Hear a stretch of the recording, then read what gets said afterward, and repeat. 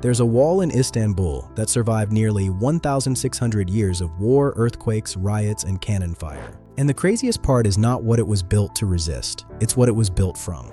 Dirt, crushed brick, lime, ash, water. That's it.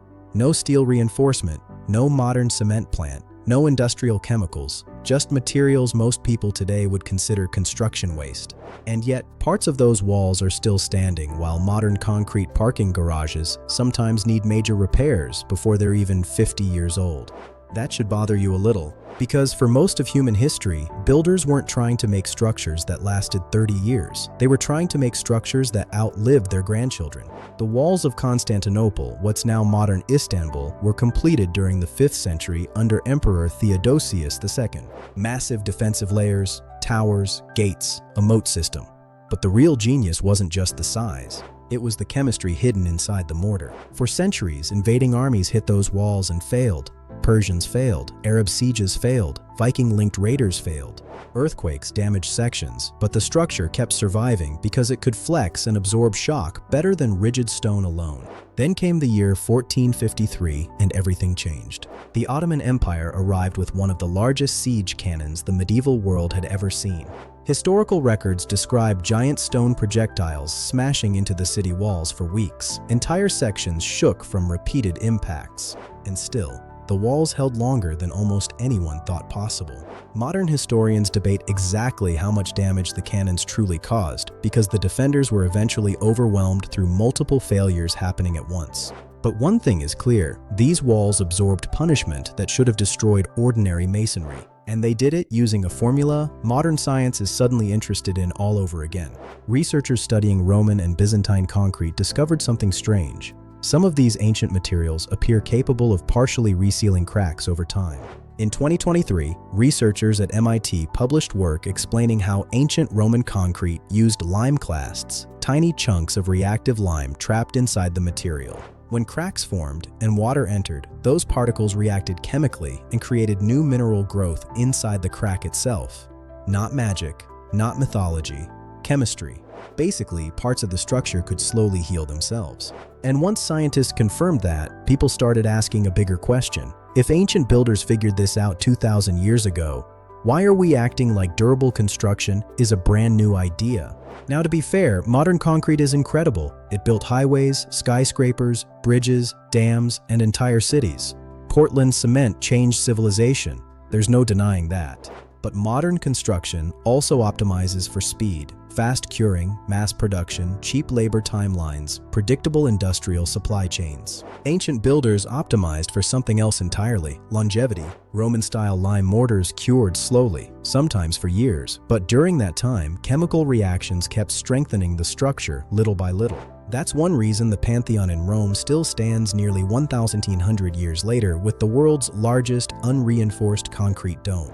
And the Byzantine builders adapted similar principles using what they actually had available. Instead of volcanic ash from Italy, they crushed fired clay bricks into powder. Modern material analysis shows those crushed ceramics acted as pozzolans, silica-rich materials that chemically react with lime to create strong cement-like bonds. In plain English, they turned broken bricks into advanced chemistry.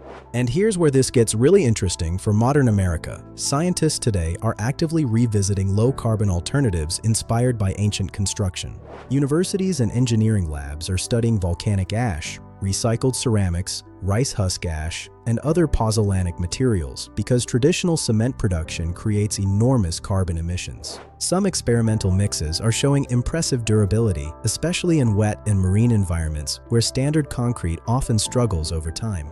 In other words, the future of construction might involve rediscovering ideas from the past. And if you're into homesteading, off-grid living, or survival-focused building, this rabbit hole gets even deeper.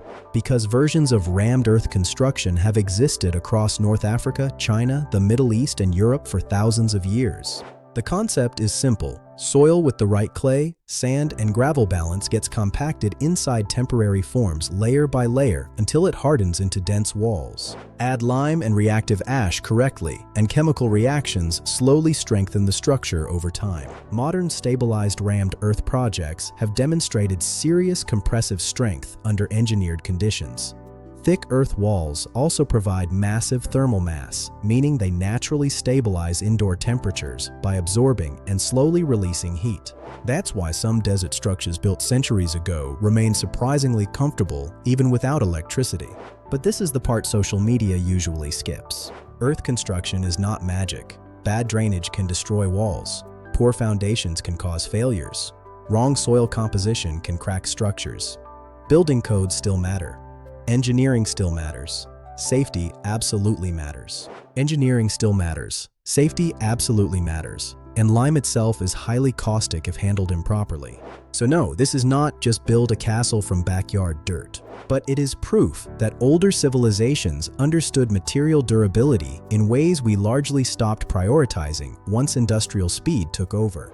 And honestly, you can see that everywhere now. People replace cheap furniture every few years, appliances fail faster, buildings get designed around budgets and schedules instead of centuries. Entire industries profit from replacement cycles. Meanwhile, ancient structures built with hand tools are still standing there like a very uncomfortable reminder, because the people who built those walls didn't have computer modeling, they didn't have power tools, they didn't have concrete trucks, but they did understand one thing extremely well. If you want something to survive for generations, you build differently than if you only need it to survive long enough to sell it.